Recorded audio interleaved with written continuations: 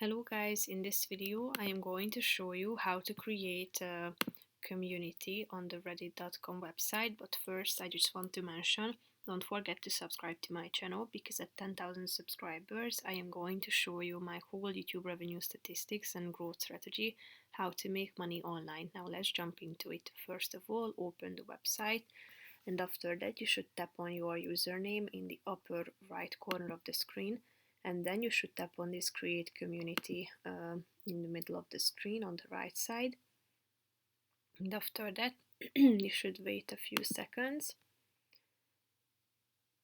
till it loads in.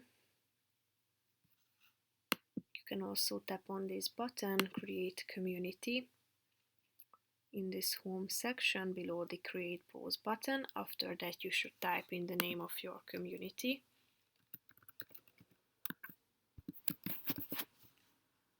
You can select the community type such as public, restricted or private.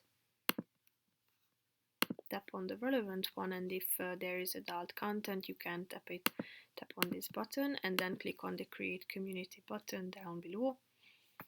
Here you can create your first post and here you can find your community. So that's pretty much it for this video guys. See you in the next one. Bye bye.